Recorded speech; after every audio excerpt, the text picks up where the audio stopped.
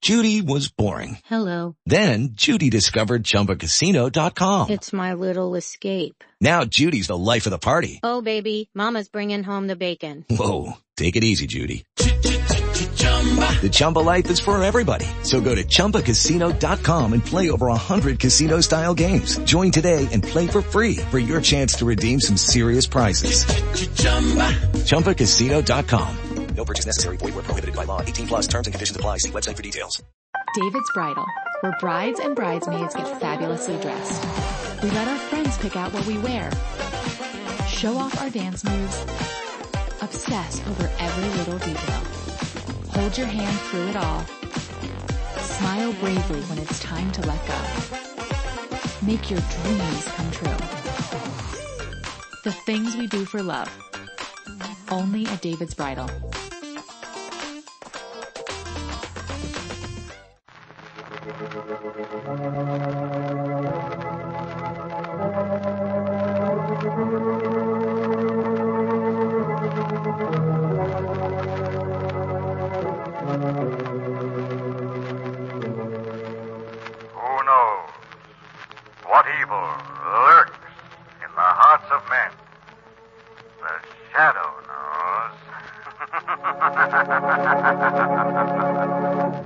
Now, the Carrie Salt Company, producer of salt for every farm and home use, brings you the thrilling adventures of the Shadow, the hard and relentless fight of one man against the forces of evil.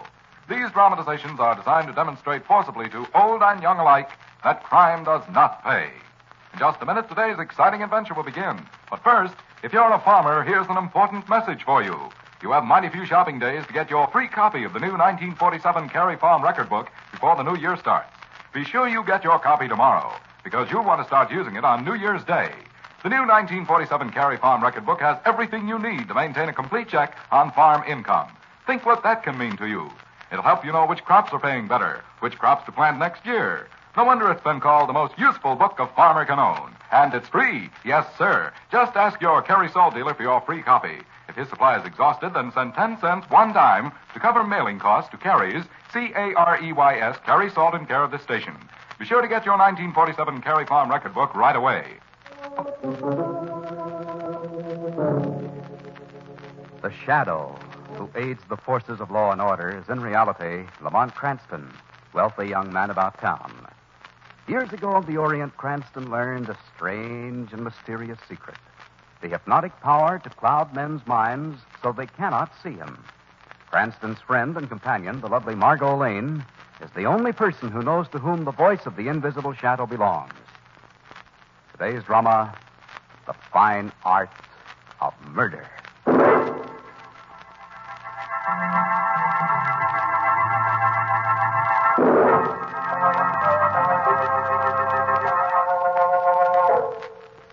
I never meant to harm or frighten anyone. I never meant to use these two hands of mine to kill. They were meant to paint pictures, beautiful pictures.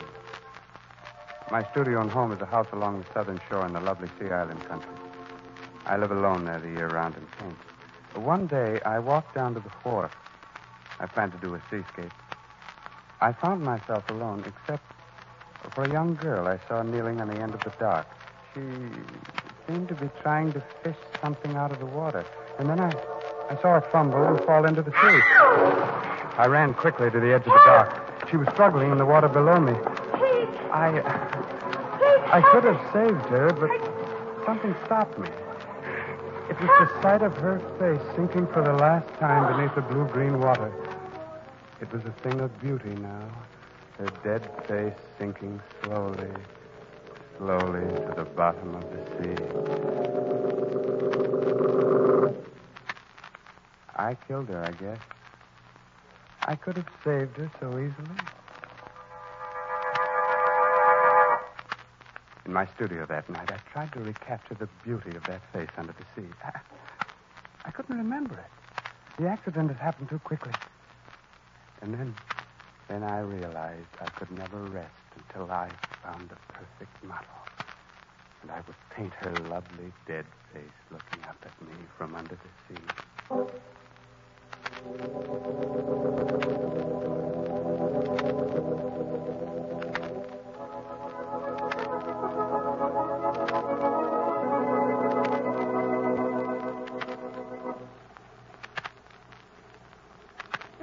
almost the nicest idea you ever had, darling. Coming down south here for a few days' rest before the holidays Well, start. it was pretty much of an inspiration, wasn't it? Think what Commissioner Weston would say, Margot, if he saw us lolling around here on the beach. Or Shrevey. Especially Shrevey. Gee, what a couple of lucky dogs they are, languishing in the sunny southern beach while I'm driving my hack through the sleet and the slush I'm driving. Well, speaking of the sunny southern beach, this one's getting a little chilly, darling. I think we better head back to the hotel. Yes, it is a little bleak now the sun started to go down. Well, I'll put the rest of the food back in the basket if you'll put out the fire. Right. Hope I don't have as much trouble putting this fire out as I did getting it lit. Never was much of a Boy Scout. Lamont. Lamont, listen. What is it, darling? Listen, that sound, like someone crying. It's coming closer. There she is. She's a young girl, Lamont. She's hysterical. If I'm not mistaken, she's badly hurt. Lamont, she's falling. She's fainted. Well, there's a doctor who has a cottage just down the beach, darling. Remember the hotel Cliff told us? That's right. You pick up our things, Margaret. I'll carry her to the car. This girl needs medical attention fast.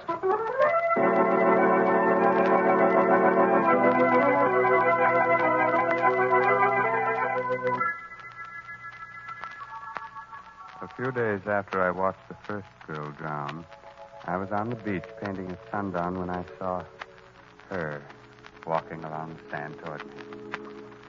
She stopped to look at my painting. And as I looked at her, I realized this was the face I might use to paint my picture of death under the sea. The other girl had died too quickly. Perhaps this one. Go ahead. Look at the painting. I don't mind. Thank you. It's very strange. Just water. Aren't you going to put anything else in the picture? Yes. Yes, I am. Why are you looking at me like that? Did I say anything wrong? Oh, no. No, I just had an idea. I think your face would look well in this painting. What are you doing? What are these long strands of seaweed? Let me put them around your throat like this. Stop it. Don't struggle. Don't stop me. Seaweed is choking me. Let me go. Oh, don't struggle like that. Your face must show peace and calm. Let me go. Oh, into the water. It's shallow here, but deep enough for you to drown. No, get Let me up. down under the water. Get down under the water. For some strange reason, I let her go. I stood there in the shallow water and saw her running half crazy down the beach.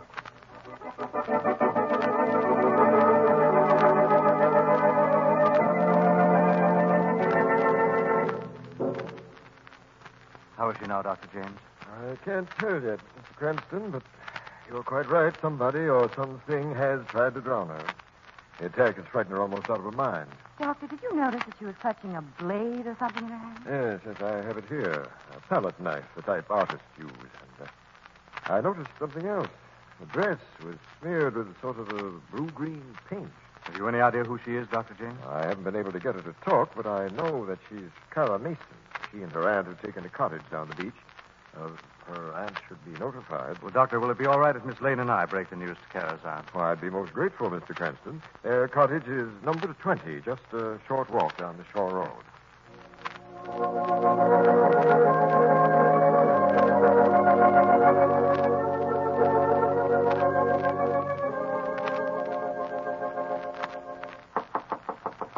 Oh, thank goodness we're here, darling. I almost ruined my shoes walking across that wet sand. Oh, good evening. I'm Lamont Cranston. This is Miss Lane. Have you a niece named Kara Mason? Yes. I'm Miss Margaret Mason, her aunt and guardian. What do you want? I'm afraid, Miss Mason, we have some rather shocking news. Something's happened to Kara. Well, I can't watch her every minute. I've been in my bed with a splitting headache since noon. She's at Dr. James' place in a coma. Someone apparently tried to strangle or drown your niece tonight. Oh. They did? Tell me, did you ever see this before, Miss Mason? It's a palette knife, the kind artists use. Yes. I've seen it before. It's his. He did it. He tried to kill her. Who, Miss Mason? Boyd Farnsworth, a no-good young artist. He's been madly infatuated with Kara ever since we moved here. I warned her against him. I forbade her to ever see him again. But I never dreamed he'd do a thing like this. If you'll excuse me, Miss Lane, Mr. Cranston, I'd better say good night. Well, that's a quick brush off. Yes, wasn't it? She certainly didn't seem very concerned about her niece. No, she didn't. Come on, darling. What are you conjuring up in that mastermind of yours? I was just wondering, Margot, how Miss Mason could positively identify an artist's palette knife when they all look alike. Oh. Why, she told us she hadn't been out of the house. And her footprints in the wet sand were still on the front porch. Maybe she had some part in this lover's quarrel between Kara and, what was his name? Farnsworth, the young artist. Maybe there never was a lover's quarrel. Let's make it simple, darling. How do you mean? Let's go see Farnsworth and ask him.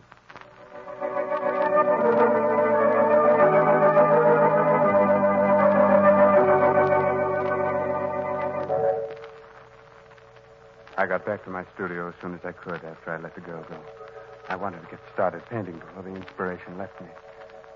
For hours, I desperately tried to recapture the look of that face under the water.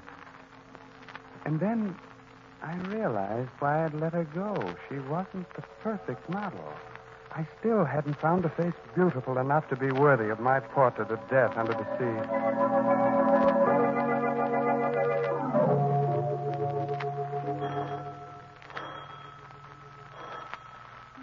Mr. Farnsworth doesn't seem to be at home, darling. Front door's partly open. There's a light on inside. Come on in, Margot. Hi. I'd like to have a look at this studio. He's certainly been busy. Walls are covered with his paintings. They're darn good, aren't they? Mm-hmm. Strong, vivid colors. Certainly doesn't look like... Listen, Lamont, what's that? Sounds like water overflowing a tub. Look, darling. There's water running out under the door. It's not just water, Margot. There's blood in it. Stand back away from the door. What's in there, darling? Man's body in the tub with both wrists slashed. Call Dr. James at once, Margot.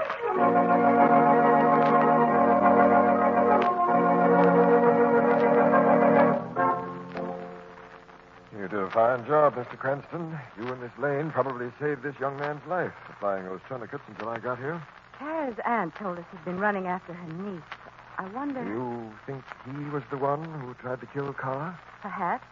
And then in a fit of remorse tried to take his own life. These pictures on the wall. Wouldn't you say they were created by a young, healthy mind? All except this one. Yes. With strange, watery greens and blues. Wasn't it a greenish-blue paint you found on Kara's dress, Dr. James? Yes, but this isn't a Farnsworth painting. No. The name on it is Craig Elliott. Do you know him, Dr. James? No, I don't, Mr. Cranston. He's one of the few artists who keep pretty much to himself. Where does he live? It's the last cottage down the shore road. Come on, darling. Why are you staring so strangely at that painting? I don't know, Lamont. There's something sort of fascinating about it.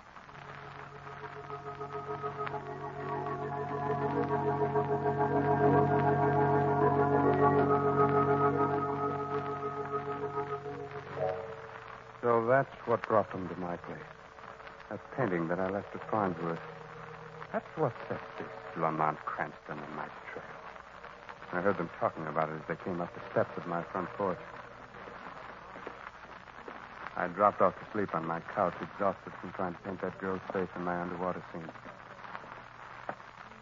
As they stopped at the front door, I dropped down behind the sofa. I couldn't let them see me. The scratches on my face with the girl that struck me would be sure giveaway. I heard them ring the doorbell. I crawled out of their line of vision on the studio floor and dashed up the stairway of the second-floor balcony as I heard the screen door open and, looking down, saw them come in. What a huge studio, Lamont. Look up at that big skylight in the center of the room. I stepped back quickly so they couldn't see me on the balcony in the dark. But I did see the girl's face. And she looked up at me. It was more beautiful by far than any I've ever seen. The perfect model I've been hoping for. Look at these pictures, Margot. Horrible. They're almost like dead things hanging there on the wall. Almost all of them have that same blue-green paint Dr. James found on Kara's dress. He had seen the girl tonight. My heart was pounding in terror. Margot, look at the painting on the easel here. It's just water. What an odd thing to paint. Oh, perhaps it's not finished. The girl looked up again. And as I stepped back, I bumped against the heavy statue on the top of the balustrade. And then the thought came to me.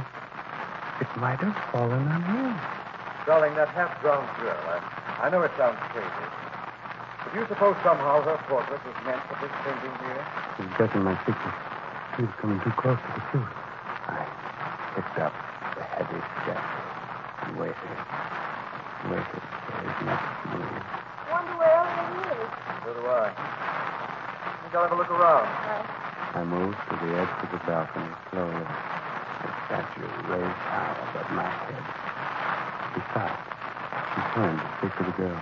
Margot. It was my chance to get rid of this man that had the girl in my arms at the same time. She moved away slightly. Something just hit. And then he moved back again. Now he was directly under me, and with all my strength I hurled the statue down upon him.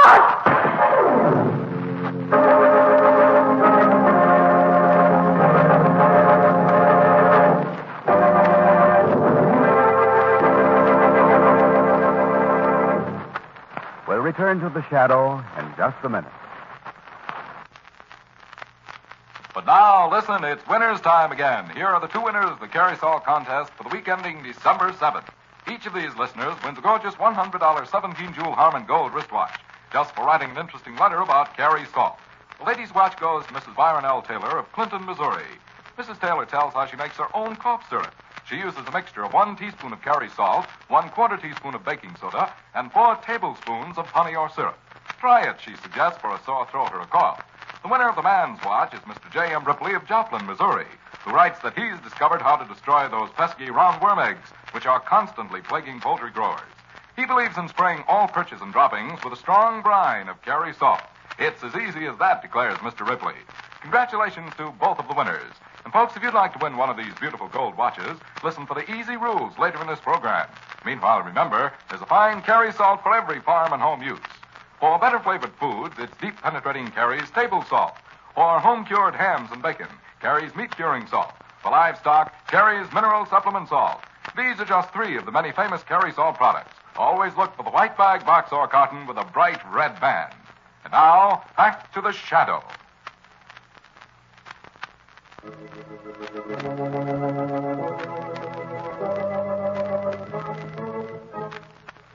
Lamont Cranston and Margot Lane, searching for an insane killer who has tried to drown a young girl, Kara Mason, have come upon the seaside studio of the artist, Craig Elliott. The artist, watching unseen from a balcony above, has dropped a heavy statue upon the unsuspecting Cranston. Darling, you're hurt. I'll be all right, Margot. The scream made me turn aside just in time. Oh, Lamont, you're bleeding. Huh? My head is bleeding. Put your arm around my shoulder. I've got to get you out of here and back to Dr. James.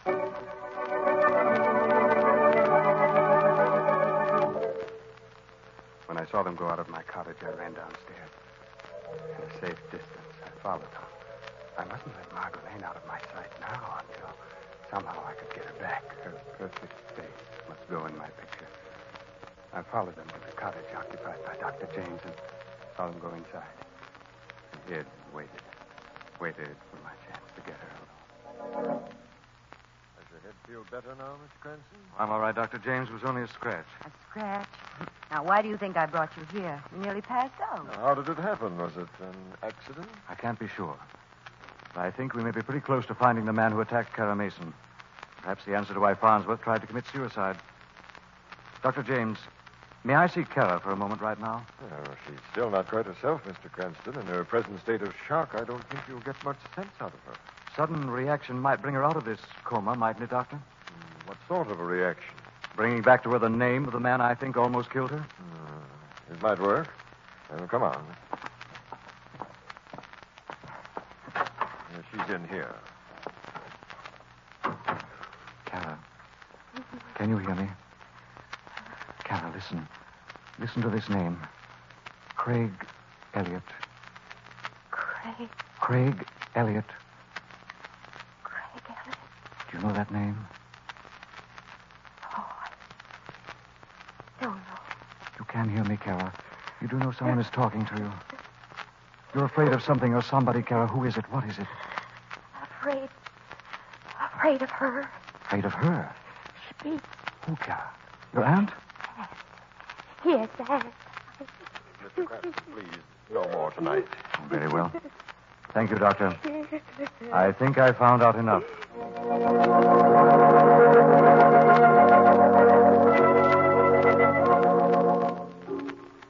From where I was hiding, I saw them come out of the doctor's cottage, get into their car, and drive away. I saw Dr. James' car in the driveway. I jumped into it and started following them again.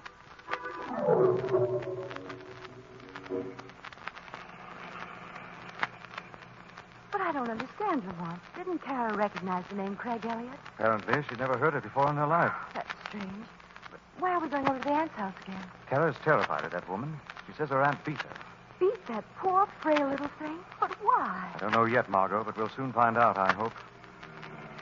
Isn't that their cottage down this shore road? Yes, you wait here.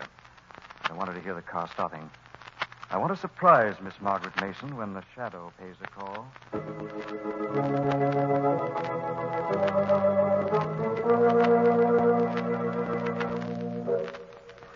I stopped Dr. James' car some distance behind Cranston. As I saw him get out, yes, I saw him disappear down a lonely beach. I waited a moment and then walked up to the Cranston car. Why, Lamont, is that you back so soon? No, this isn't Lamont, Miss Lane. Who are you? How do you know my name? I know your name because I was listening and watching when you came to my studio tonight. You were in that studio? Yes. You dropped that statue. Yes, I dropped that statue, and I'm sorry I missed. But it doesn't make any difference now because I'll still be able to do what I have to do even though Cranston is alive. Get your hands off me. No, I wouldn't struggle, Miss Lane. I'm a very strong man, and it'll be useless to scream. Even your friend Cranston won't be able to hear you from here. Where are you taking me? We are going to the rocky cliff at the end of the road, Miss Lane. There's a cave I found with a little pool. There's the moonlight streams in. I shall paint you. All right.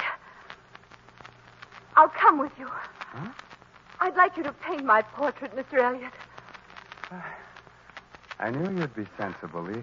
The other girl was afraid. You saw what happened to her. Come on. Very well. Not along the shore. You're a clever one, aren't you? You know Cranston would follow our footprints in the wet sand. Get back up the road. You've forgotten something, haven't you, Mr. Elliott? What? What are you doing? Picking up strands of seaweed I've seen in your other pictures.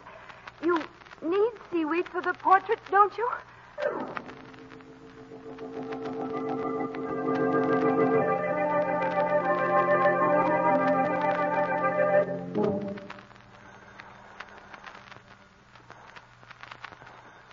Hello.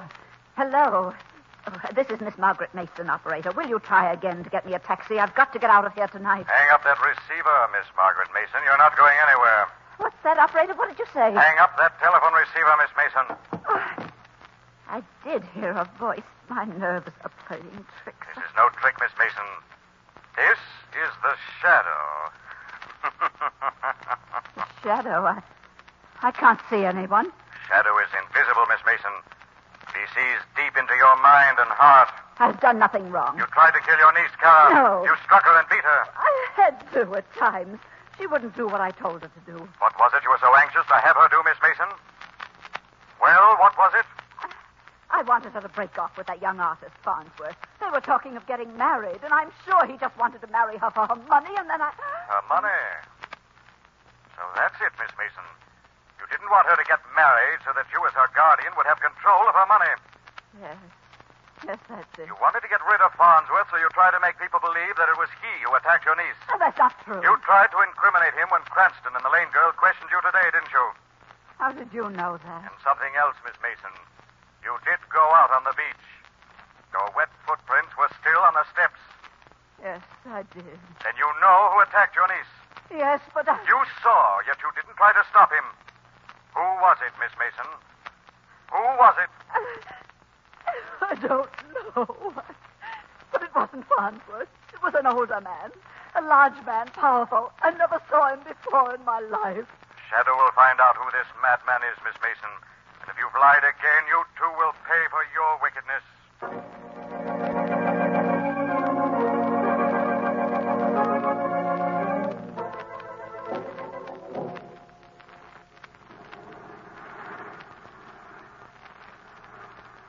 There is the cave, Miss Lane. How do you like it? It's beautiful. You see the pool of water caught and held by the rock? I'll set up my easel. The paints I keep hidden here. Don't start yet. Let me rest. That long walk. Oh, we're going to start now. Oh, no, please, let me rest. I said we're going to start now. Let me go. You promised not to touch me if I came along. Don't fight me. Stop struggling. That's what the others did. Let me go. Look out! Yes. Into the pool. That's where we start, with your beautiful face under the water. Let me go. I can't breathe. You must drown. You must lie quietly and peacefully under the water with the seaweed entangled in your lovely hair. Where is the seaweed you picked up on the shore? Here is a strand of seaweed. What's that voice? Thank heavens you're here. Will this do, Craig Elliott? A strand of seaweed dropped from thin air into my pool. Symbol of your madness. Madness? I'm not mad. I hear a voice talking to me, yes, but I'm not mad. You are mad, Elliott. Your insane passion for painting death has come to an end. No, don't say that. I've got to paint. I've got to paint a portrait of a beautiful girl's face under the sea. You'll never paint again, Elliott. Yes. Yes, I will. I'll go where I can paint. Stay where you are. I know every jagged rock here. No one can follow me. Come down off those rocks. No. I'll paint again. Look out, you fool. You're slipping.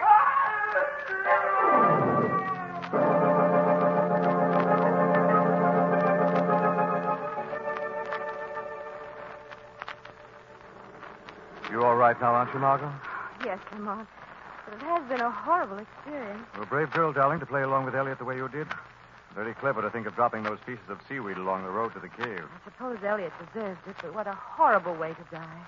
Smashed to death in those rocks. He didn't die on the rocks, Margot. He evidently jumped clear of them. The fall of the sand killed him? No, it merely knocked him unconscious. Then apparently he lay there right at the water's edge. As the tide came in, he died as justice would have it. He drowned? Yes, Margot. By the time I reached him, he had drowned. In only an inch or two of water.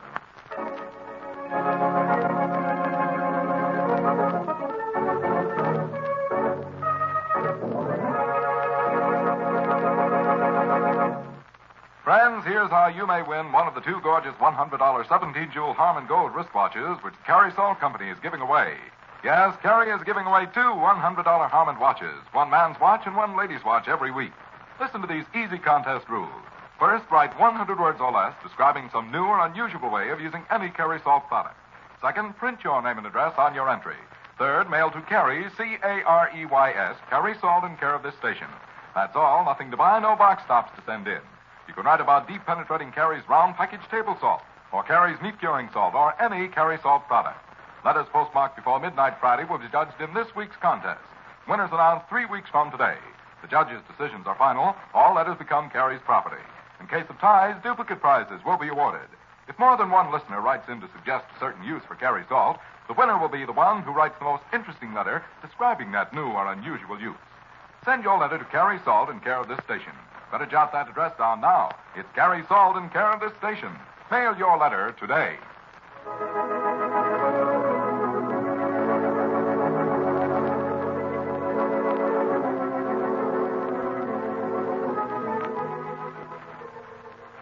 This story is copyrighted by Street and Smith Publications, Incorporated.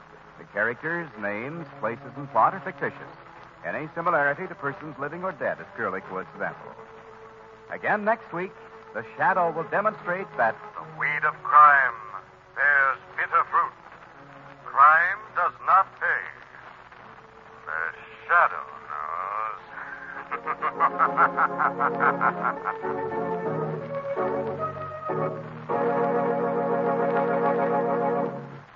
Friends, don't let death take your holiday. Records show that traffic accidents triple during Christmas week. So be extra careful. Drive safely. Be sure your car is in good condition. When walking, obey all traffic rules. Remember, it can happen to you. An auto smash-up can spoil your Christmas. So play safe all week long. Next week, same time, same station, the Carrie Salt Company brings you another strange and thrilling adventure in the Shadow's daring battle against the forces of evil.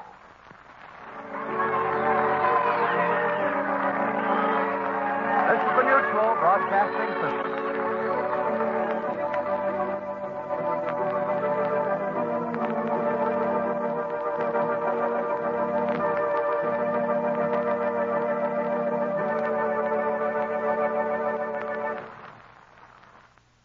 Judy was boring. Hello. Then Judy discovered ChumbaCasino.com. It's my little escape. Now Judy's the life of the party. Oh, baby, mama's bringing home the bacon. Whoa, take it easy, Judy. The Chumba life is for everybody. So go to ChumbaCasino.com and play over 100 casino-style games. Join today and play for free for your chance to redeem some serious prizes. ChumbaCasino.com. No purchase necessary. Void where prohibited by law. 18 plus terms and conditions apply. See website for details. David's Bridal, where brides and bridesmaids get fabulously dressed. We let our friends pick out what we wear. Show off our dance moves. Obsess over every little detail. Hold your hand through it all. Smile bravely when it's time to let go. Make your dreams come true. The things we do for love. Only at David's Bridal.